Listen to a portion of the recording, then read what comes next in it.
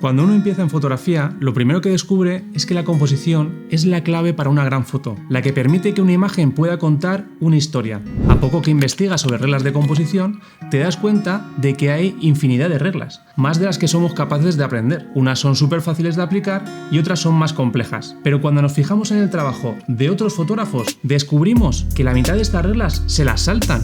¿Entonces qué? ¿Nos aprendemos un montón de reglas para luego no saber cuándo hay que saltárselas? Déjame decirte que la composición en fotografía es como aprender un idioma. Aprender composición a base de estudiar reglas es como aprender un idioma a base de estudiar gramática. Esto ya hemos visto que no funciona. Cierto es que las reglas de composición son importantes y ayudan. Pero en este vídeo no quiero hablarte de reglas, quiero darte 8 claves que si las dominas, aprenderás el idioma de la composición. Soy Juan Solís y esto es Photography Makers, un canal que ha venido para compartir con vosotros todo lo que sé sobre fotografía y edición. Intro y empezamos.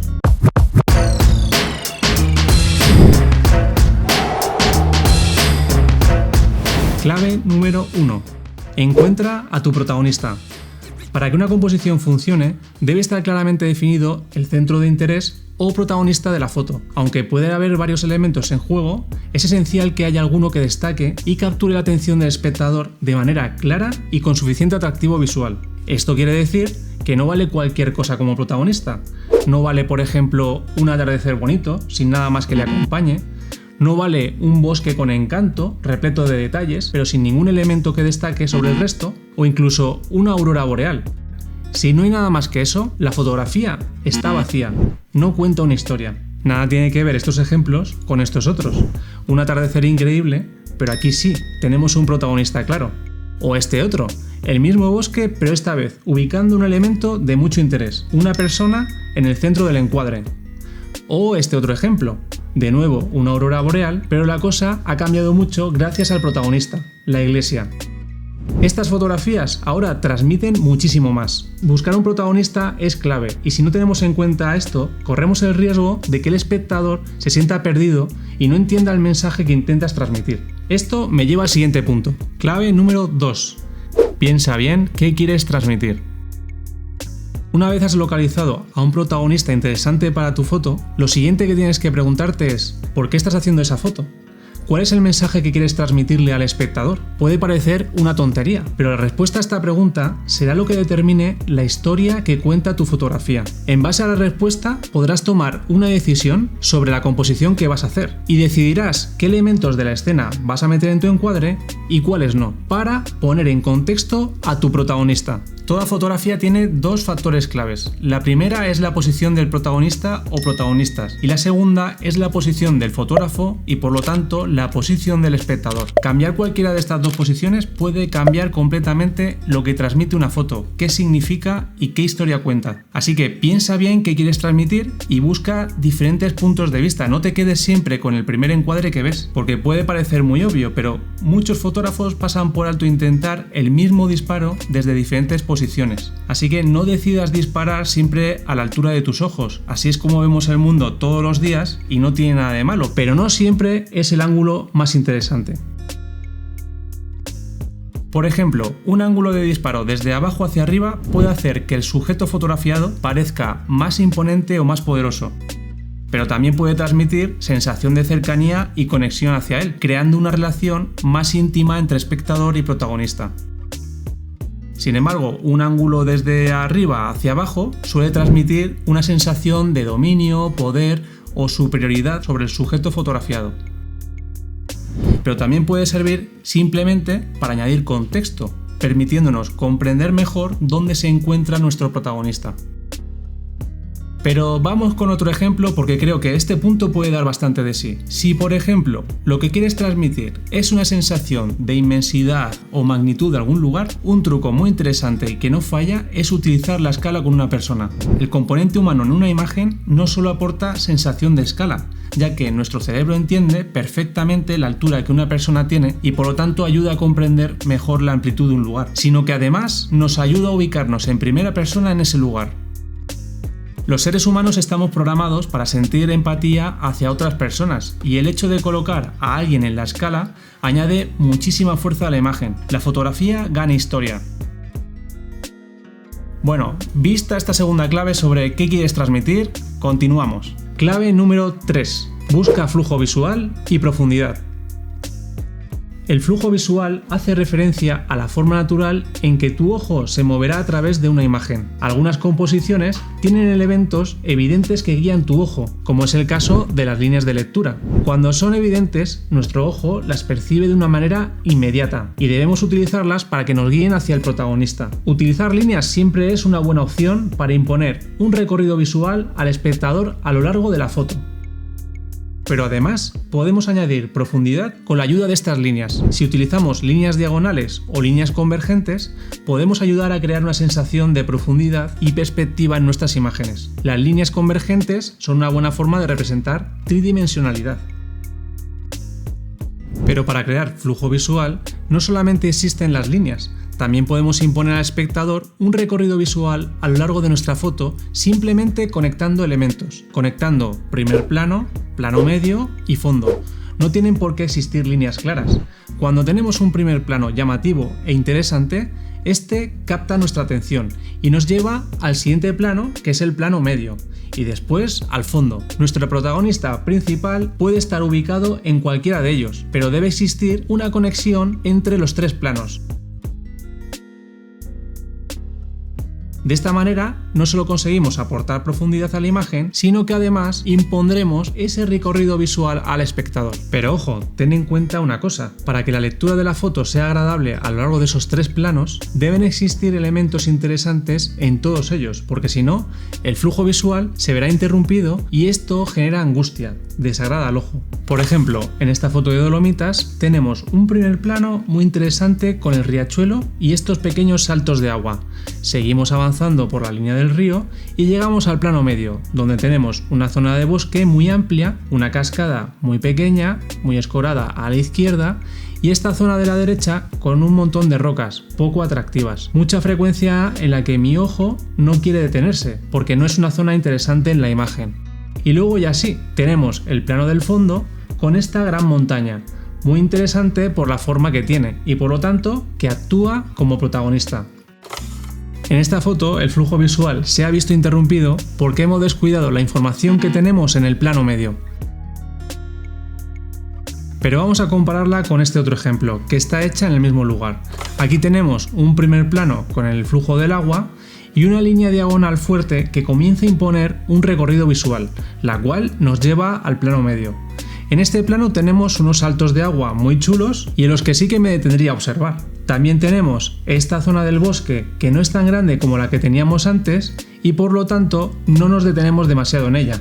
Y después, de nuevo, nuestro protagonista, que es la montaña. Son dos ejemplos donde muy claramente vemos que en uno hay un recorrido visual agradable hacia el centro de interés y en el otro el recorrido se ve interrumpido, por lo tanto no funciona. Es por eso que la fotografía de la derecha fue editada y la de la izquierda fue descartada. Así que, vista esta clave número 3, flujo visual y profundidad, vamos con la siguiente, clave número 4, simplifica. En puntos anteriores ya hemos dicho que debemos utilizar elementos en la escena que nos ayuden a dar contexto, profundidad, flujo visual, etcétera, etcétera, y en definitiva a contar nuestra historia. Bueno, pues todo lo que no nos ayude a esto lo tenemos que eliminar. Un error de composición muy común que veo a menudo es incluir demasiados detalles irrelevantes en el encuadre, y esto para lo único que sirve es para desviar la atención del espectador. Debemos de ser conscientes cuando ocurre esto para deshacernos de todos esos elementos que nos distraen. Todo lo que esté en el encuadre debe de ser relevante, nada se encuentra ahí por azar, sino que se encuentra porque ayuda a contar una historia. Lo que no aporta se quita, menos es más. La simplicidad hace que una imagen sea más poderosa, más clara y más limpia. Clave número 5. Cuidado con la regla de los tercios. Si buscas información sobre composición en internet, probablemente vas a encontrarte con la regla de los tercios en todos los sitios donde busques. La regla de los tercios es de gran ayuda para empezar a plantear la composición. A veces podremos utilizarla tal como nos indica la teoría, ubicando elementos importantes de la foto en intersecciones o en líneas, pero esto no siempre va a funcionar en todos los casos.